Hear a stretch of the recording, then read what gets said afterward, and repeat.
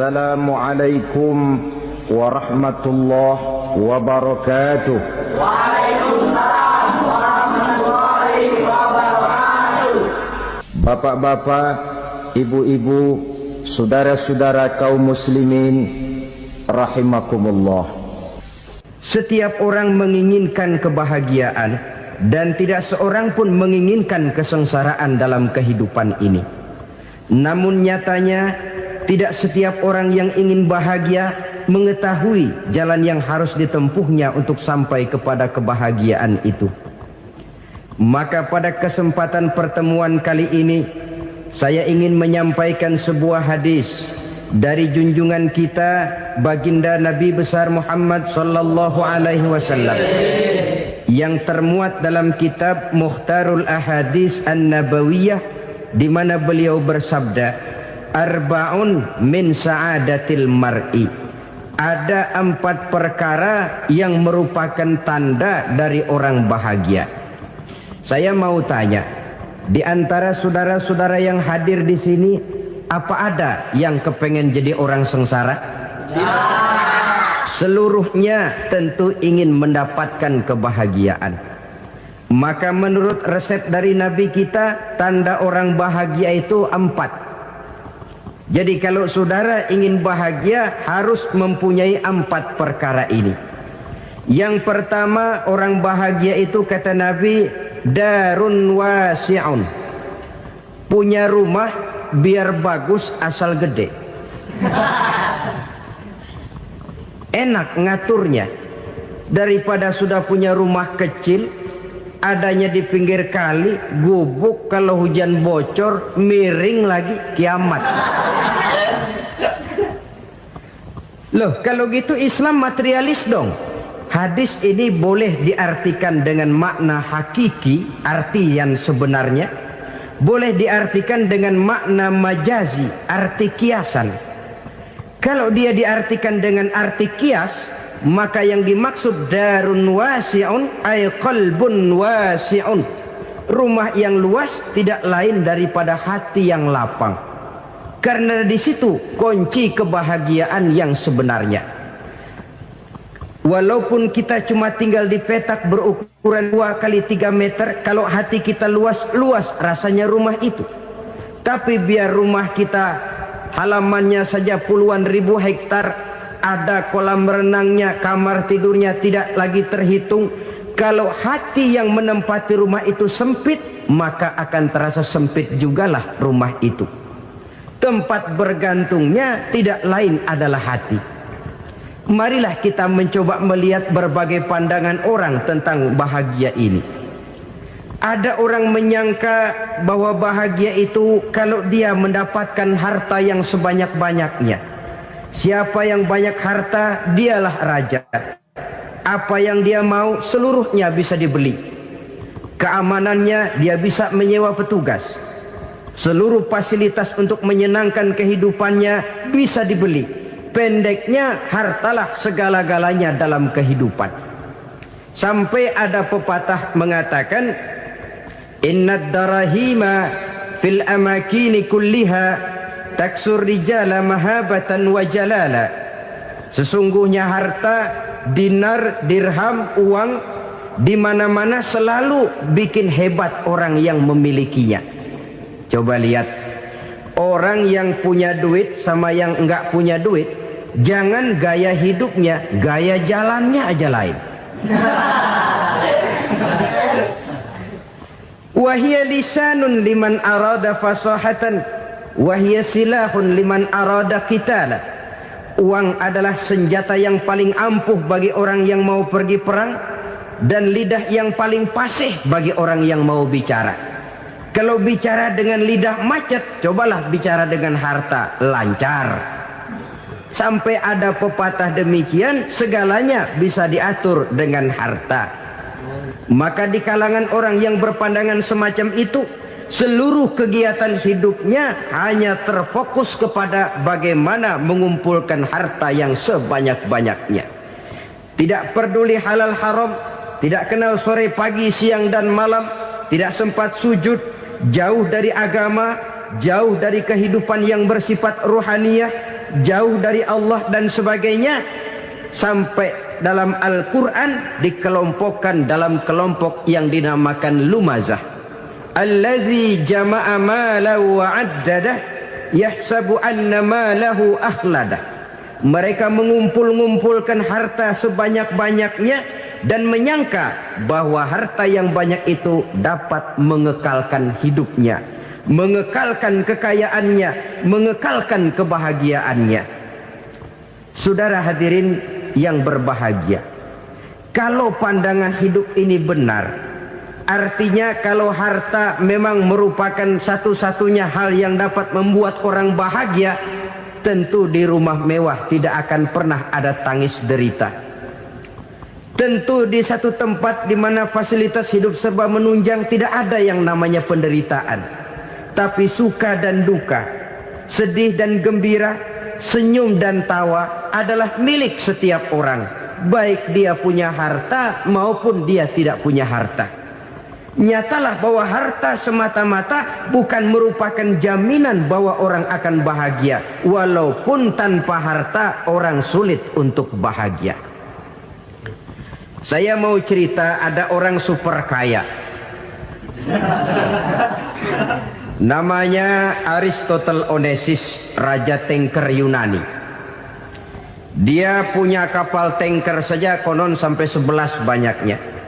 Punya perusahaan penerbangan yang disebut Olympic Airlines. Punya hotel di berbagai kota besar di dunia ini, sejak dari New York, London, Paris, Rome dan sebagainya. Bahkan punya pulau yang dia namakan Pulau Scorpio. Ini kan namanya sudah kaya nggak tanggung-tanggung, punya pulau. Nah, dia punya 2 orang anak, yang satu laki-laki namanya Alexander, yang satu perempuan namanya Maria Onesius.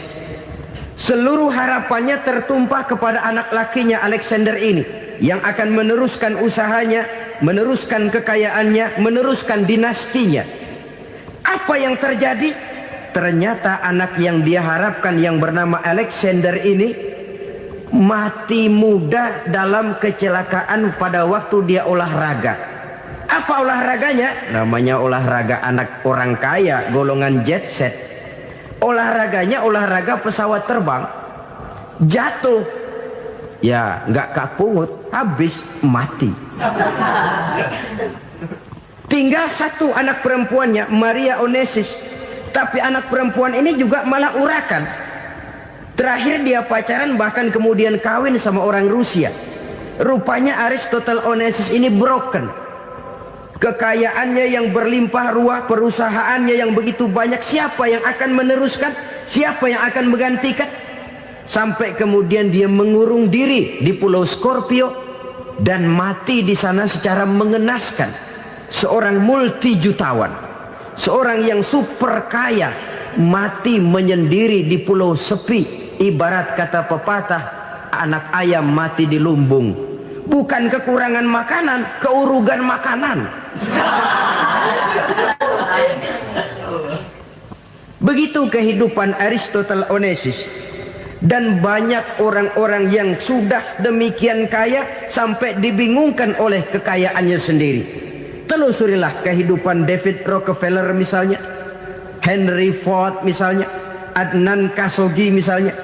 Multi jutawan yang kadang-kadang dibuat keder oleh kekayaannya sendiri. Pantas ketika Imam Ali ditawarkan orang, "Ya Ali, kalau kepadamu disuruh pilih ilmu atau harta, kau pilih mana?" Ya jelas pilih ilmu dong. Kenapa? Pertama, ilmu kalau kita berikan kepada orang lain tambah. Tapi harta kalau kita berikan kepada orang lain kurang. Saudara punya uang 10.000, dibagi orang 5.000, jelas uang saudara berkurang.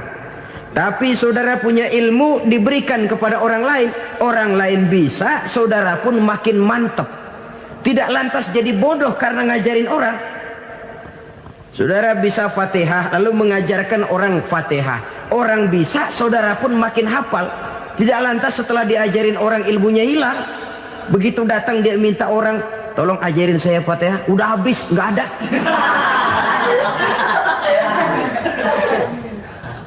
Yang kedua kata Imam Ali, ilmu menjaga kita. Kalau harta kita yang harus jaga. Makin banyak ilmu makin terpelihara diri seharusnya. Tetapi makin banyak harta makin bingung kita jaganya. Sampai kadang-kadang kalau perlu seluruh keliling rumah dipasangi alarm. Belum cukup disewakan anjing besar-besar, pasang di depan pintu, awas anjing galak. Masih belum cukup juga, cari centeng tukang-tukang kepruk jaga rumah. Masih terasa belum aman, padahal rumahnya dikelilingi tembok besar. Di balik tembok ada pintu-pintunya tebal. Di balik pintu itu terbuka masuk kamar, kamar pun ada pintunya, pintunya pun kuat. Masuk ke dalam kamar ada lemari, lemarinya pun pintunya kuat, dikunci, kuncinya pun kuat. Tapi terhadap seluruhnya yang timbul cuma sekedar was-was saja. Kesimpulannya sekali lagi, tanpa harta orang memang sulit untuk bahagia. Tapi harta semata-mata tidak merupakan jaminan orang akan bahagia. Dengan hati yang luas, itu modal utama untuk mencapai kebahagiaan hidup. Orang yang hatinya luas, saudara-saudara, punya hati yang lapang, melihat kenyataan hidup ini, dia bersyukur senantiasa kepada Allah. Lantas tidak timbul hasud dan iri hatinya. Oleh karena itu jiwanya selalu lapang. Kalau tidak, cupik hati namanya. Dangkal pandangan, tidak senang melihat orang lain dapat nikmat, dan itu sering dijadikan contoh. Kalau orang yang lapang dada, dia lihat tetangganya beli TV baru, dia berkata, alhamdulillah ya, tetangga kita beli TV, mudah-mudahan kita bisa ikut nonton. Lapang dadanya. Tapi orang yang sempit hati, lihat tetangga beli televisi, meriang. Enggak diapa-apain, meriang. Besoknya dengar tetangga beli motor, makin sakit, ke rumah sakit. Lalu di rumah sakit dengar tetangganya beli mobil, mati. Disiksa oleh perasaannya sendiri.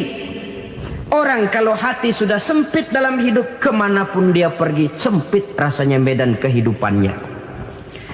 Kemudian kita melihat juga ada orang yang menilai bahwa bahagia itu katanya kalau punya kedudukan yang tinggi, pangkat yang agung, wibawa yang besar. Mungkin betul, tapi mungkin juga tidak. Bergantung kepada hati orang yang punya pangkat itu.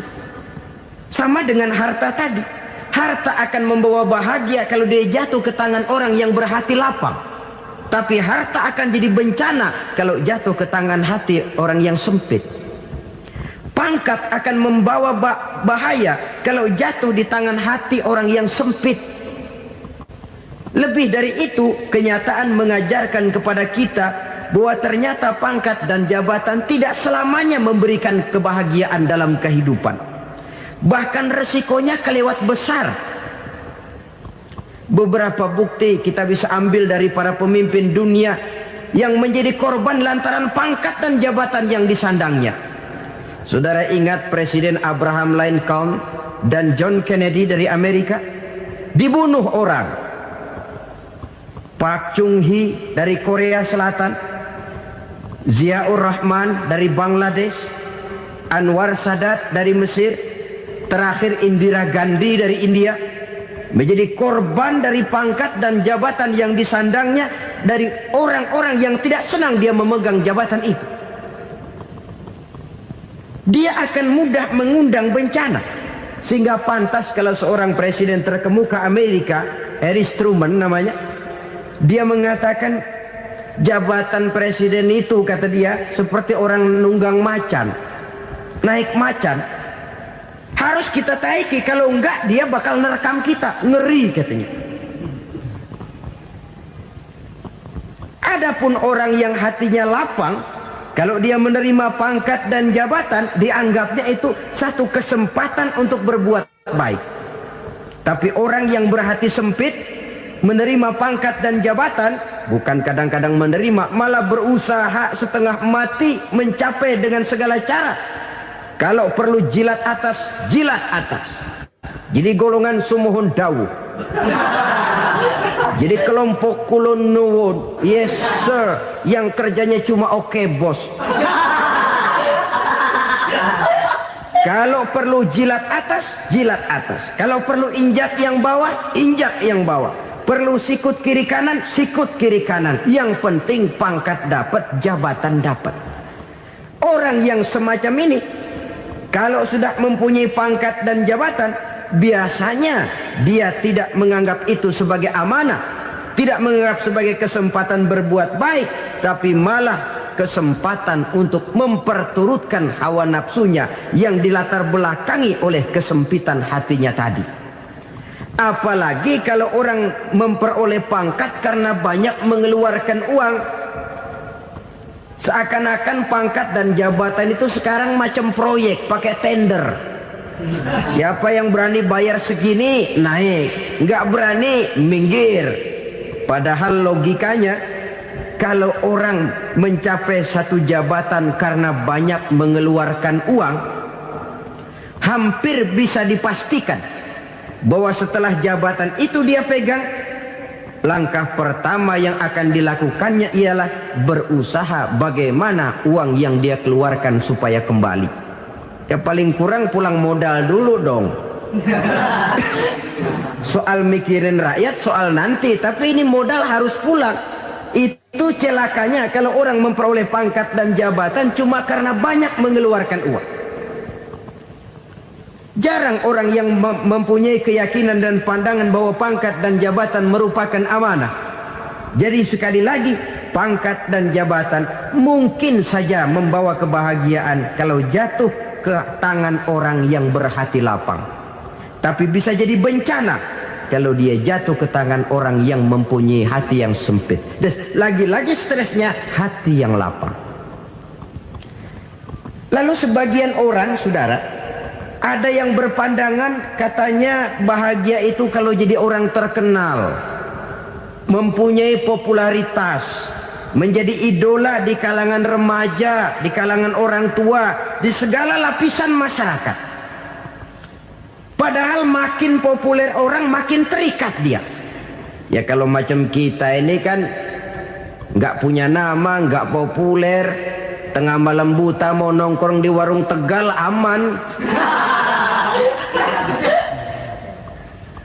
Tapi pangkat, jabatan, kedudukan, popularitas menyebabkan kita diikat dengan berbagai macam peraturan.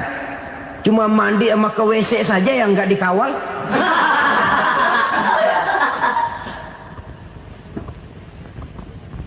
Benarkah popularitas, ketenaran membawa kebahagiaan? Mungkin. Ya, tapi mungkin juga tidak. Kenapa? Banyak orang-orang populer yang mengakhiri hidupnya secara tragis. Kita ambil beberapa nama. Di Amerika tahun 60-an ada bintang seksi paling terkenal yang dijuluki sex bomb. Bom seks. Sampai sekarang jadi legenda, namanya Marilyn Monroe. Singkatan double-nya itu inisialnya MM, Marilyn Monroe. Terkenal top sampai dia mati tahun 62, namanya sekarang masih saja dibicarakan orang. Kenapa dia bunuh diri? Tidak punya hartakah dia? Banyak. Kurang populerkah dia? Seluruh dunia mengenalnya. Sejak rakyat kecil sampai pejabat tinggi dia punya hubungan. Kenapa? Jenuh. Dia terlahir dalam keadaan yatim. Setelah itu tidak lama dia berangkat remaja, ibunya meninggal. Pindah dari wanita asuh ke wanita asuh sampai 12 orang ibu angkatnya. Dan kekecewaan yang paling parah, setiap laki-laki yang dekat dengannya hanya seperti kapal berlabuh. Datang dan pergi silih berganti. Padahal dia merindukan seseorang yang bisa melindungi hidupnya. Dia rindukan itu dan dia tidak pernah menemukan. Itu yang akhirnya menyebabkan dia minum pil tidur kelewat dosis, minum obat tidur kebanyakan, ya tidur terus sampai sekarang.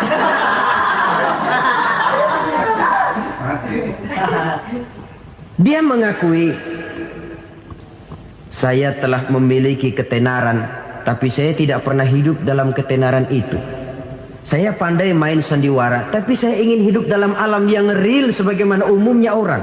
Itu yang dia rindukan. Menyusul jejak yang namanya Marilyn Monroe ini, Billie Holiday, saudara kenal tentu, di rumah sakit dirawat. Dia juga minum obat overdosis, mati lagi. Jimi Hendrix minum obat tidur overdosis kelewat batas, mati lagi. Lalu yang menghanyutkan diri di danau, Janis Joplin dan Brian Jones. Ini orang-orang populer, orang-orang terkemuka yang mengakhiri hidup secara tragis, bukan karena tidak terkenal, mungkin karena sudah saking terkenalnya. Contoh paling belakangan, Bruce Lee. Wah, ini tukang-tukang kepruk tentu kenal siapa dia. Sampai sekarang pun tabir kematiannya masih merupakan misteri. Dan yang masih hidup juga menunjukkan gejala yang aneh. Michael Jackson, rumahnya di Beverly Hills itu dijaga sedemikian rupa, dan dia selalu curiga kepada setiap makanan harus steril, bersih dari segala macam kimia. Kemana dia pergi, itu tukang-tukang kepruk sudah selalu menjaga dan mengawal, dan dia seakan takut menunjukkan mukanya yang asli. Hingga kalau tampil ke tengah di luar show, dia kadang memakai pakaian yang tidak menunjukkan dia yang sebenarnya, takut dikenali orang. Ternyata popularitas sering jadi momok yang meracuni kehidupan manusia.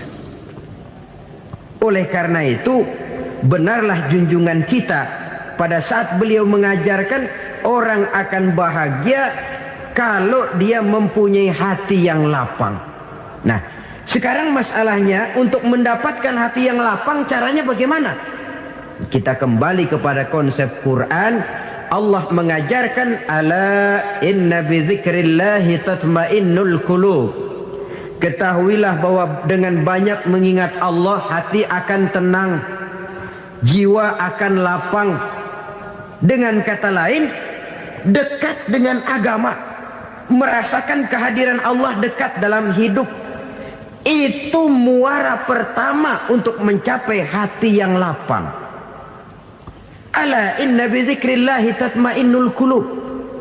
Jangan macam orang sekarang ingin mendapatkan ketenangan lalu tapak di puncak gunung, di gua-gua, di tempat sepi. Iyalah kalau nggak ada ular. Kalau tergigit ular berbisa, ketenangan belum, mati jelas itu. Islam positif untuk mendapatkan ketenangan. Ala inna bi dzikrillahi tatmainnul qulubi. Bahwa ketahuilah bahwa dengan banyak mengingat Allah, hati akan tenang, jiwa akan lapang, nuansa pikiran akan luas. Karena yang namanya bahagia ada dimanapun manusia berada. Di kampung ada bahagia, di kota ada bahagia, di ngarai, di lembah, di gunung, di hutan, di lautan, di angkasa luar, dimanapun bahagia itu ada kalau kita bermodalkan hati yang lapang ini. Dan hati akan lapang kalau kita dekat dengan agama. Dekat dengan harta buat sementara hati mungkin tenang, tapi ketenangan yang relatif dan temporer. Apalagi orang tiap kali tambah harta, tiap kali tambah rencana. Itu wajar. Mungkin sebelumnya saudara berpikir, kalau punya duit 5.000 enak nih. Begitu punya duit 5.000, aduh sayang kalau 10.000 aja. Tiap kali tambah harta, tiap kali lain rencana. Makin banyak rencana, makin menjauhkan kita dari yang namanya ketenangan. Padahal ketenangan merupakan unsur utama untuk mencapai bahagia. Dan ketenangan itu bermuara dalam hati manusia. Tengoklah kehidupan ini. Orang yang banyak harta dengan orang miskin, Berbedakah rasa sakit yang mereka tanggungkan? Rasanya tidak. Walaupun si kaya tidur di kasur empuk berselimutkan sutra mahal, sementara si miskin meringkuk di balai bambu yang keras dan kasar. Apabila maut datang, dia juga tidak pernah pilih bulu. Maut datang menjemput si kaya di singgasana keemasannya, dikelilingi oleh para pengasuh, dayang dan inang serta para pengawal. Dan maut pun datang menjemput si miskin papa sehingga ia tergelepar di tepian jalan. Kedua-duanya bernama mati. Kalau nyata bahwa sakit yang ditanggung si kaya tidak beda dengan sakit yang ditanggung si miskin, bukan harta semata yang membuat orang bahagia. Hati yang tenang, jiwa yang lapang penuh kedamaian, karena banyak berzikir dan mengingat Allah, itu merupakan modal utama untuk mencapai sesuatu yang bernama bahagia.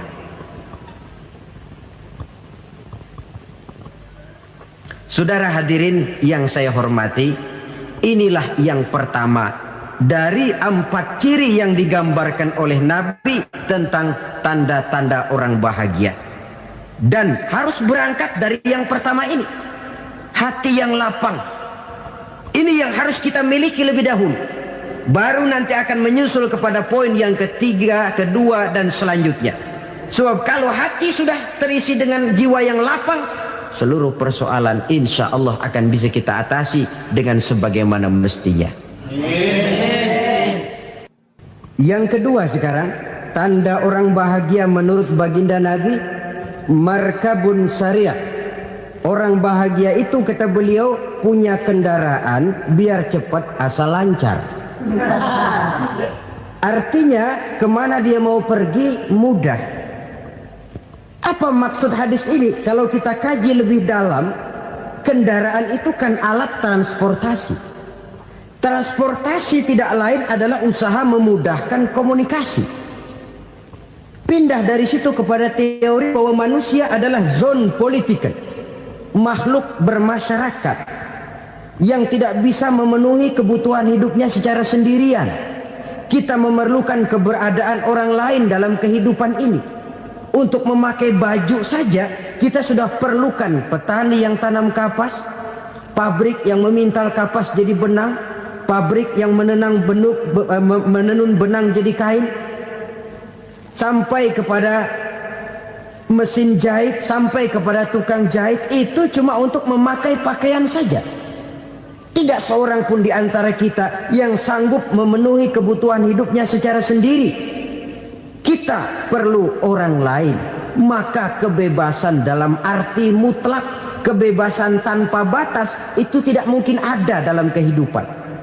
Karena kita mengadakan yang disebut interaksi sosial. Setiap kegiatan kita tentu melibatkan orang lain. Menurut kita barangkali kita bebas jalan di jalan raya semaunya, tapi orang lain berkendaraan pun merasa bahwa ini ada juga jalan haknya, dan begitu selanjutnya. Oleh karena itu, maksud dari kendaraan yang cepat ini adalah khulata'uhu ma'as solihin. Lingkungan pergaulannya terdiri dari orang-orang soleh. Pergaulannya luas. Kemana dia pergi ada temannya. Kesulitannya ada tempat dia cerita. Dan kesulitan kalau sudah diceritakan kepada orang lain, taruh kata orang itu tidak bisa menolong, namun menceritakannya kepada orang yang kita percayai, kan paling kurang sudah mengurangi beban jiwa, mengurangi tanggungan batin, merasa masih ada tempat kita cerita. Maka lebih baik orang awam yang mau bergaul ketimbang orang setengah alim tapi ngunci pintu. Sebab nantinya akan timbul sikap picik, cupik pandangan, dan tidak luas menghadapi kenyataan dalam kehidupan ini. Namun yang harus kita garis bawahi, pergaulan memang mesti luas. Namun jangan sekali-kali lupa bahwa pergaulan sangat besar pengaruhnya dalam ikut membentuk kepribadian manusia. Sehari-hari bisa kita bilang, kalau kita dekat sama tukang minyak wangi, sekalipun nggak dibagi minyaknya, baunya tentu dapat. Betul? Tapi dekat sama tukang elas, walaupun nggak kena apinya, asapnya mesti kena. Kalau Syauqi mengatakan lebih jelas lagi, man asyaral asyrafa asya musyarrafan wa muasyiral anzali ghairu musyarrafin. Awalam taral jildal hakira muqabbalan bisagri lamma sara jildal mushaf. Siapa yang bergaul dengan orang mulia, dia bakal ikut menjadi mulia. Tapi siapa yang berteman dengan orang hina, dia tidak bakal ikut menjadi mulia. Tidakkah kau lihat, kata Syauqi, kulit kambing yang hina pun dicium orang ketika menjadi kantong Quran. Kulit kambing hina, kalau dia sendirian gak ada yang mau cium. Tapi begitu dia bergaul dengan Quran, menjadi kantong Quran, dipakein minyak wangi, ditaruh di tempat yang tinggi, mau diambil dicium dulu, dibawa dengan penuh hormat dan hati-hati. Kulit kambing yang hina lantaran berteman dengan Quran, numpang mujur. Tapi coba lihat kalau kulit kambing berteman dengan kayu, jadi beduk, habis. Zohor dikemplang, asar dipukul. Itu pun sedikit saja, cuma salah milih teman. Yang temannya Quran dihormati orang, yang temannya kayu lantaran jadi beduk, gelap-gelap subuh orang udah kemplangin.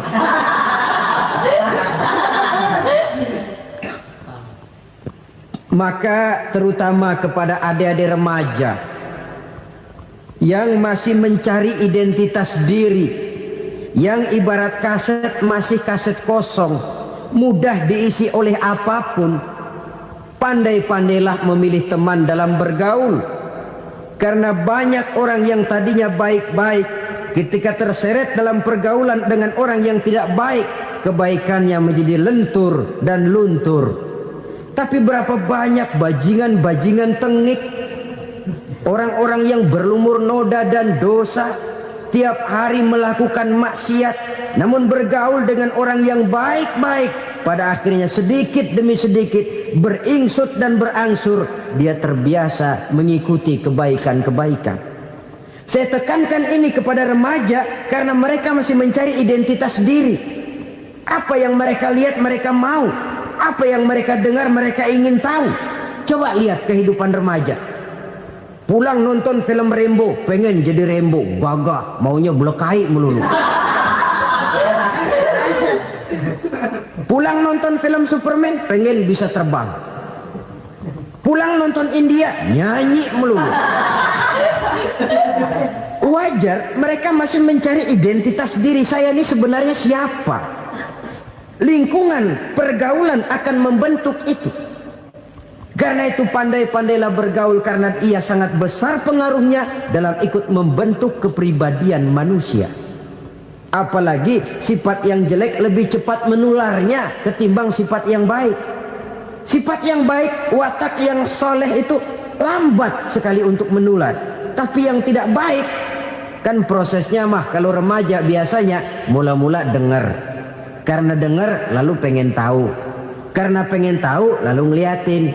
Begitu ngeliatin kan pengen nyobain. Setelah nyobain ketagihan. Nah, ini prosesnya. Yang namanya ganja, morfin, narkotik, awalnya kan begitu.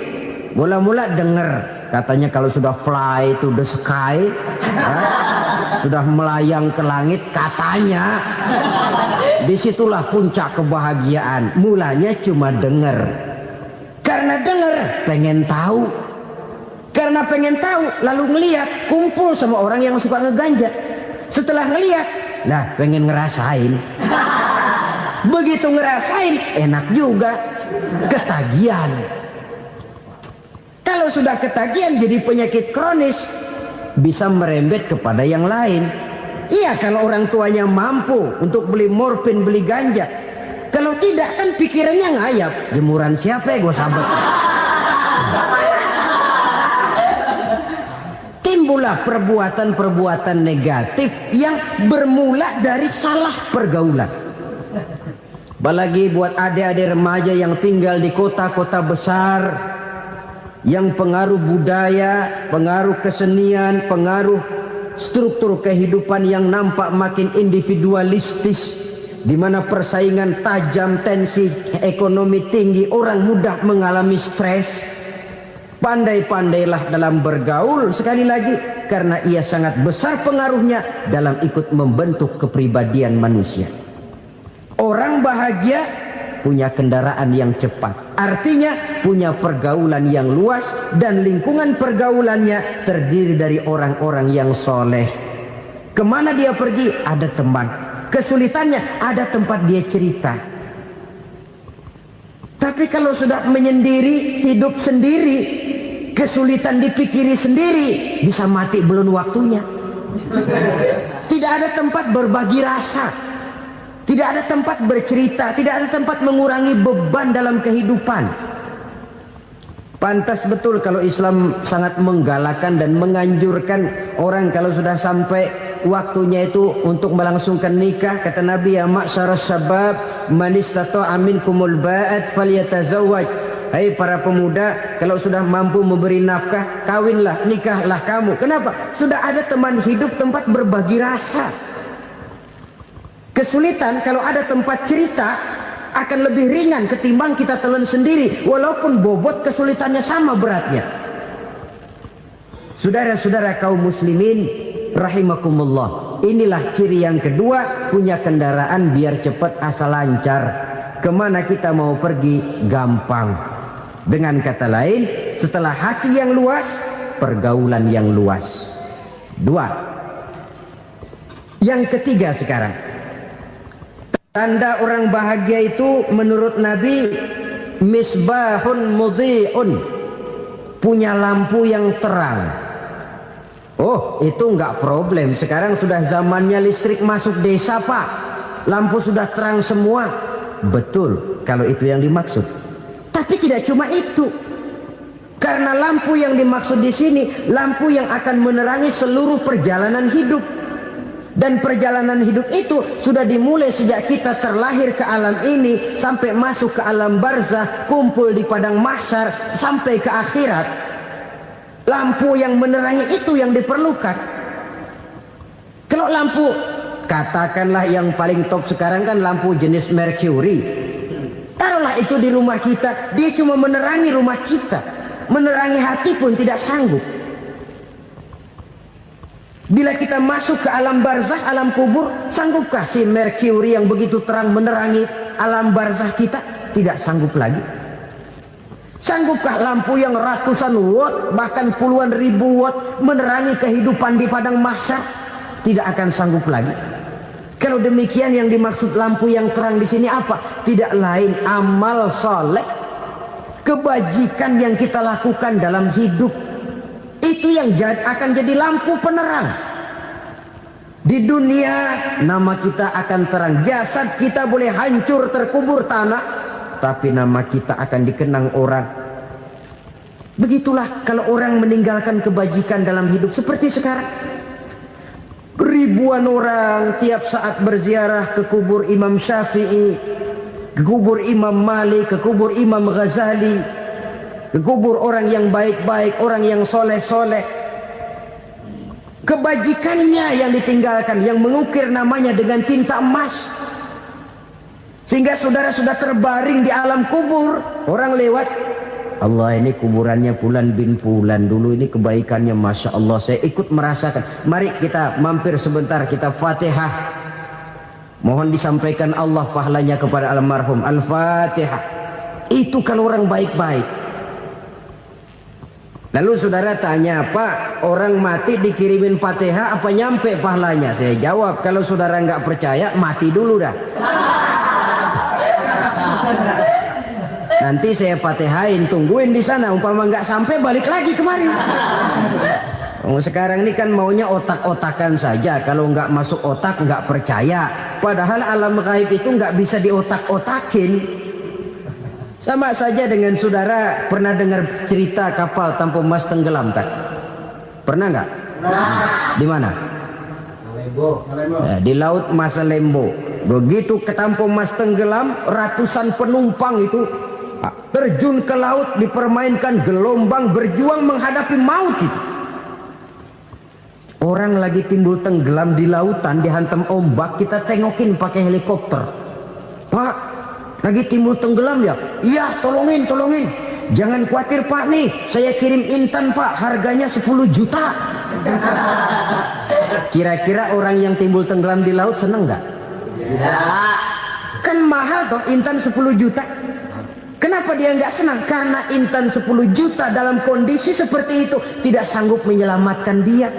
Dia akan girang kalau dikirimin ban mobil bekas, dikirimin papan terentang atau bambu. Intan yang 10 juta dia nggak girang. Ban mobil bekas yang 1000 perak, tuh pegang, itu yang dia girang betul. Inilah sebabnya Nabi berkata, mal mayyitu fi qabrihi illa kal ghariqil mutaghawwis. Orang yang meninggal di alam kuburnya seperti orang timbul tenggelam di lautan. Yantaziru da'watan min ahli, menunggu doa dari keluarganya yang masih hidup. Duh, bapak saya sudah meninggal, saya sayang benar sama dia.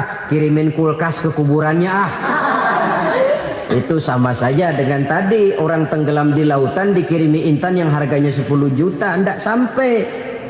Begitulah kalau kebajikan yang kita tinggalkan dalam hidup, sudah mati pun kubur kita masih diziarahi orang. Tapi kalau jahat yang kita tinggalkan, boro-boro lah orang mau doa lewat dekat kuburan kita juga serem. Tuh bajingan no, dulu mati dipendem di situ tuh. Jangan lewat situ, ntar kesurupan, jangan. Lewat saja orang ngeri. Konon lagi membacakan Fatihah dan mengirimkan doa. Hidup pada hakikatnya adalah kesempatan untuk berbuat baik. Maka sekali kesempatan itu diberikan, manfaatkan dengan sebaiknya. Sebab kesempatan kedua tidak akan pernah ada. Kesempatan berbuat baik di sini, di akhirat sudah pembalasan namanya. Sekali kesempatan itu dicabut, dia tidak akan pernah dikembalikan lagi. Kata Iqbal, hidup tidak mundur ke belakang, Bung. Berhenti diinjak orang, mundur hancur. Tidak ada kata mundur dalam hidup ini.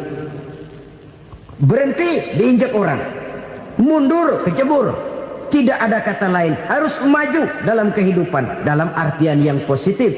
Hidup adalah kesempatan untuk mengumpulkan kebajikan yang sebanyak-banyaknya.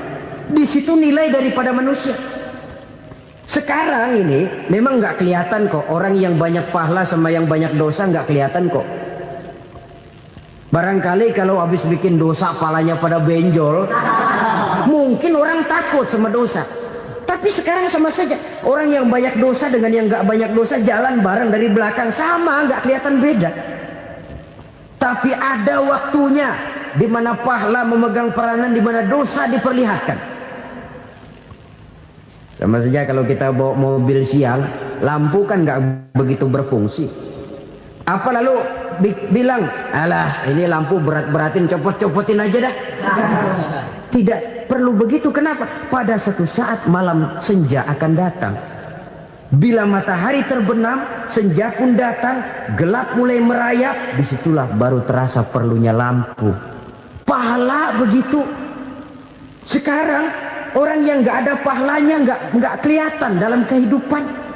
Tapi pada satu saat senja kehidupan akan datang. Ajal merenggut nyawa, malam merayap, dan hidup mulai diliputi kegelapan di alam barzah.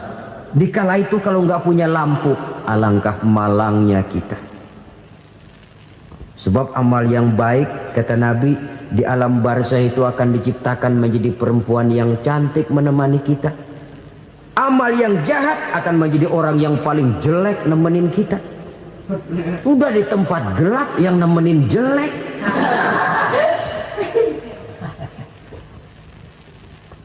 Kaum muslimin rahimakumullah. Kalau demikian masalahnya, tergantunglah kita pandai memanfaatkan waktu. Al-waktu kasayf, waktu itu cepat sekali. Yang namanya waktu itu tahu-tahu. Tahu-tahu udah tahun 87. Tahu-tahu udah begitu. Tahu-tahu yang kemarin anak-anak, sekarang udah pada punya anak. Tahu-tahu saja itu. Begitu cepat waktu berlalu. Kalau tidaklah pandai kita memanfaatkannya, akan rugi kita. Nabi bersabda, "Man kana yaumuhu khairun min amsihi fahuwa rabih." Barang siapa yang hari ini lebih baik daripada hari kemarin, itu orang untung. Hari ini lebih baik daripada kemarin. Bulan ini lebih baik dari bulan kemarin. Tahun ini lebih baik dari tahun kemarin. Itu orang yang beruntung. Tahun kemarin sembahyangnya maghrib doang, sekarang udah tambah isya.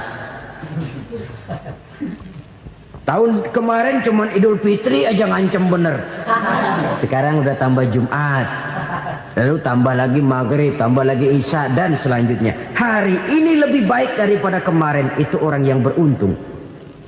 Wa man kana yaumuhu mislu amsihi fahuwa khasir. Lalu barang siapa yang hari ini sama saja dengan hari kemarin, itu orang rugi. Hari ini sama dengan kemarin, rugi itu. Bulan ini begitu, bulan kemarin begitu, tahun ini begitu, tahun lalu juga begitu. Rugi itu orang. Rugi apa? Rugi umur. Umur tambah, amalan gak pernah tambah. Dan saya pikir lebih merupakan azab ketimbang nikmat kalau orang dikasih panjang umur cuma untuk numpuk dosa. Mending mana? Panjang umur banyak dosa sama pendek umur dikit dosa? Mending mana? Mending mana? Ya, paling mending tentu panjang umur banyak pahala. Tapi kalau tidak, sekali lagi, lebih merupakan azab ketimbang nikmat kalau orang diberikan panjang umur tapi cuma untuk sekedar menumpuk dosa. Kehilangan kesadaran bahwa dunia bukan terminal akhir dari satu perjalanan.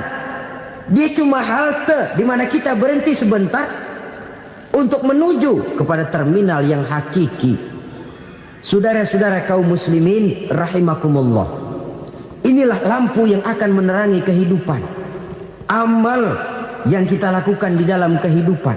Jadi yang dimaksud dengan lampu yang terang, kebajikan yang kita kerjakan dalam hidup. Nah, setiap orang di awal tadi saya bilang ingin bahagia. Bahagia itu kan hakikatnya kumpulan senang dan selamat. Senang, selamat. Apa bedanya? Senang tapi tidak selamat, nggak bahagia. Selamat tapi nggak senang, nggak bahagia orang. Contoh, kalau orang korupsi, duitnya banyak, senang dia, tapi keselamatannya. Ada tentara baris di samping rumahnya udah bingung, padahal tentara latihan. Tentara cuma latihan, dia bingung. Senang, tapi karena keselamatannya tidak terjamin, dia tidak bahagia. Sebaliknya pegawai negeri jujur benar, cuma segaji-gajinya, selamat nggak korupsi tapi melarat, ya nggak bahagia juga, kurang senang. Kesenangan dan keselamatan untuk dunia saja, ya sekali lagi, kalau cuma sekedar untuk dunia saja, bisa dibeli pakai uang, bisa dibeli pakai uang. Saudara ingin selamat, bisa dibeli pakai uang. Saudara ingin senang, bisa dibeli dengan uang. Tapi setelah mati masuk ke alam barzah, habis kekuasaan uang. Nggak bisa lagi beli keselamatan pakai uang. Tidak mungkin lagi membeli kesenangan dengan uang. Di situ pahala yang megang peranan. Makin banyak pahala, makin banyak saham untuk membeli kesenangan dan keselamatan, untuk memperoleh yang namanya bahagia. Dan jangan lupa loh, di alam barzah kita nggak sebentar, menunggu datangnya kiamat. Loh iya, kalau kita begitu dikuburin terus kiamat datang, untung. Tapi kalau masih harus 1000, 2000, puluhan ribu tahun yang akan datang, dalam satu penantian yang begitu lama, tanpa saham untuk memperoleh kebahagiaan, satu kemalangan yang tidak ada pernah putus-putusnya. Janganlah tergelincir oleh kebahagiaan sebentar yang menipu dengan mengorbankan kebahagiaan hakiki yang berjangka panjang. Apa artinya senyum sejenak kalau harus ditebus dengan tangis seumur hidup?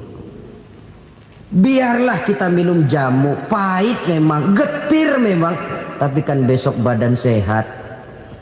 Daripada sekarang minum sirup, manis memang, enak memang, tapi bibir pada jontor besoknya. Sirawan, batuk, nggak karu-karuan.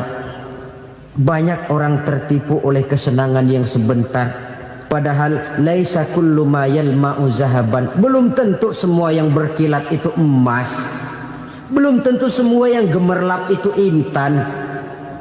Karena itu marilah manfaatkan kesempatan yang diberikan Allah ini untuk mengumpulkan kebajikan yang sebanyak-banyaknya. Yang terakhir sekarang, yang keempat, tanda orang bahagia kata Nabi. Zaujatun salihah. Orang bahagia itu tanda yang keempat kata Nabi, punya istri biar cakep asal taat. Sudah surga itu sudah. Cakep taat. Istri kayak gitu, kalau belum mati jangan dikuburin dulu. Sudah cakep taat lagi. Tapi kadang-kadang enggak, udah jelek ngadat melulu. Apa yang mau dipilih? Sebab itu Quran mengatakan istri pakaian untuk suami, suami pakaian untuk istri. Kenapa suami istri diibaratkan pakaian? Alangkah tingginya gaya bahasa Quran ini. Suami istri teman hidup, hidup perjalanan panjang. Sejak kita dalam rahim sudah ada hidup kan di sini. Sampai ke alam dunia, masuk ke alam barzah, kumpul di padang mahsyar, sampai menuju akhirat, itu perjalanan hidup. Carilah istri atau suami teman hidup yang membawa manfaat tidak hanya kehidupan di dunia ini, sampai di alam barzah, sampai di padang mahsyar. Suaminya mungkin meninggal lebih dulu atau istrinya mungkin meninggal lebih dulu. Tapi suami atau istri yang masih hidup berbuat kebajikan. Suami saya meninggal, ada hartanya, saya sedekahkan, niat pahala untuk almarhum suami saya. Ini teman hidup.